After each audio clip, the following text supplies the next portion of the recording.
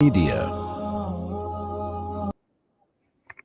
It is exactly 9:39 a.m. and next online we're talking with the DA Shadow Minister on Appropriations, and that is MP Ashor Sarupen about the FBI to probe theft at Ramaphosa's farm, or obviously the other issue would be money laundering against President Cyril Ramaphosa. Ashor Sarupen, a very good morning to you. Welcome to the program. Good morning to you and your listeners. Thank you for having me. Lovely to have you here. Now, why are we asking the FBI to get involved? Is it because the currency was in US dollars? Would it have been different if the hard cash that was found, that was stolen from Ramaphosa's farm, was in other currencies, maybe South African rands or which ever other currency one might imagine? Well, yes, because it was in US dollars. In terms of US Customs and Border Protection, any amount of currency transported in and out of the US that is more than $10,000 must be declared. So it's not really possible to withdraw these sorts of sums of US dollars in South Africa, and dollars are not the official currency of South Africa. So the president saying that, for example, that the $4 million is generated from wild game auctions at the farm doesn't seem to make any sense when you consider the massive restrictions that the US has on just moving dollars around like that.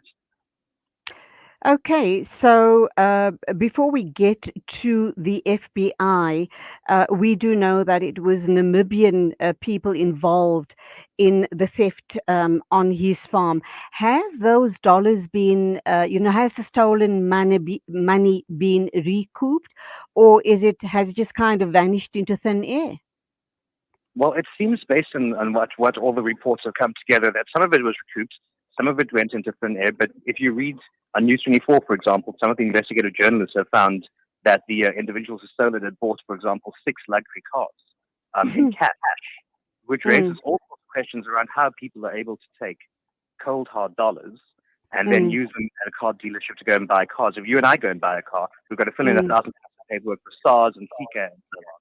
So it raises all sorts of questions about, where's there this money deliberately a blind eye turned to, amongst other issues. So it really is one of those things that is quite troubling.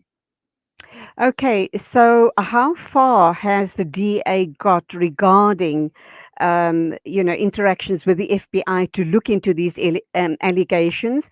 And have you had any sort of response from the president's communications people or other parties? How are they responding to this call of yours, the DA's call, that the FBI has to look into allegations of money laundering against the president of South Africa? Well, we've seen Herman Mashaba come out in favor of the DA's steps in this regard and be very supportive. The EFF, of course, said that the president should step aside. We're not in favor of that yet. We're calling on the president to come clean, tell us the truth, take the country into his confidence. The president has gone to ground. He hasn't told us or anyone else what's going on. All he said in his initial statement was that he will comply fully with law enforcement. But there's a higher duty and burden on a president of a country and the president of South Africa in particular to be honest with the people of South Africa and explain the situation and not go to ground and go dead silent on the matter. Do you think if he comes clean, uh, John Steenhuisen has said, the DA leader, that the president is accused of contravening a number of laws in South Africa, which he as a president has sworn to uphold. So there's issues around South Africa's Financial Intelligence Center, there's SARS, etc. If he comes clean and he is investigated by the South African revenue services, etc., and whatever the findings are, that's another story. That the DA will then hold back on the FBI investigating this matter, or does it still have to go via the FBI because we're talking American dollars? Well, we've actually not just written to the FBI. We've written to the FBI to investigate. We've written to the Financial Intelligence Center to investigate. We've written to SARS. We've written to the Secretary of Cabinet, for example, to check if he's declared in terms of the Executive Members Ethics Act his Pala Pala business and his declarations, and whether that's been declared to the state and the public. We've written to the acting public protector to also investigate any breach of the Executive Members Ethics Act. We've written to the National Police Commissioner to investigate. So it's not just the FBI that we want to investigate. It's all of the various bodies that are responsible for dealing with financial intelligence and, of course, ethics of politicians in public office in South Africa as well. So we do want all of it, but the reality is that the law is the law. You cannot break American law relating to dollars if you're going to trade in dollars. You need to abide by those laws. And in South Africa, you cannot break all of the laws that you are meant to uphold as the president. And just because Ramaphosa is a better bet than Jacob Zuma or Didi Mabuza doesn't mean that he's above the law. And so we would want to pursue every possible avenue to make sure that the situation is what it should be, and that the rule of law does stand. So that is our position on this matter. Oh, okay. Have you had any responses from any one of those parties, and do you believe that this will go forward? So far we've had a tentative response from the chairperson on the Parliamentary Committee on Justice and Correctional Services, who would like to summon the Minister just to explain why South Africa didn't respond with a case number to Namibia when the Namibians asked for a case number from SAPS in South Africa to be able to arrest the suspects accused of stealing this money. We've had a tentative sort of brushing away from SARS, but we are not going to let it go. We are going to pursue this with SARS because they have a duty to investigate. We have yet to receive responses from the rest, but we took all of these steps, most of these steps on the 20th. And so we are awaiting responses. We'll keep the public informed as and when we get responses as well. Okay.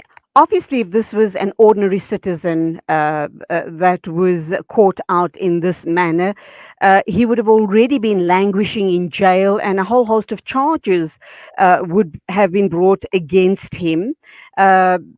Maybe even the FBI would have been involved at this point in time. But because he is obviously the president of South Africa, it seems that everybody is broaching this issue very cautiously.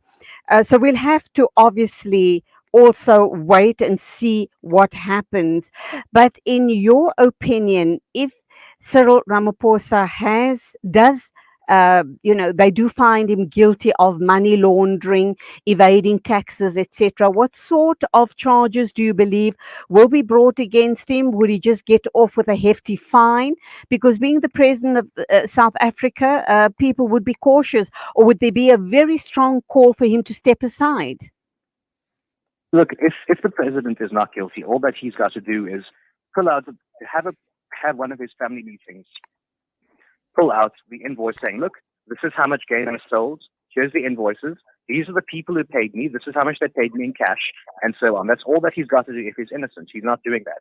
So if he is guilty of money laundering, or if the money is from a dubious source, or if it seems deeply suspicious right now, but if it's from a dubious source and was hiding in his furniture for some reason, as we've been told, and he's guilty of something, it doesn't matter whether you're Cyril Ramaphosa or Jacob Zuma or Dina Buza or whomever. The law is the law, and there should not be any tiptoeing because he's the president.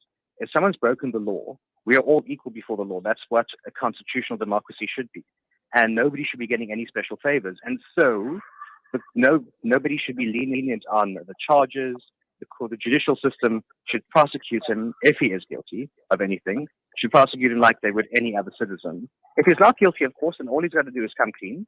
All he's got to do is take the country into his confidence. As I said, he can pull out the invoices saying, this is where the source of the $4 million, this is how much gain we sold in Pala Pala. He can even get his farm manager to do it if he wants. And they would put the matter to rest. But his refusal to do so is making this look more and more suspicious by the day. Okay, that's where we leave it. Undoubtedly, it is a developing story, and I'm certain we will be talking some more on this matter in the days to come. Thank you indeed for your time, Ashor Sarupen. Thank you indeed. Okay, he's the DA Shadow Minister on Appropriations, and that was Ashor Sarupen talking about the FBI getting involved or trying to get the FBI to look into the allegations of money laundering against Cyril Ramaphosa. 9:49, our final story for the morning is a heartbreaking, really devastating story around the earthquake which hit Afghanistan and parts of Pakistan. We are going to be talking to Sial Yousafzai, a news reporter and international news provider of Shamshad TV. He is based in Pakistan, and we're going to hear more about the devastation in that part of the world. So do stay with us.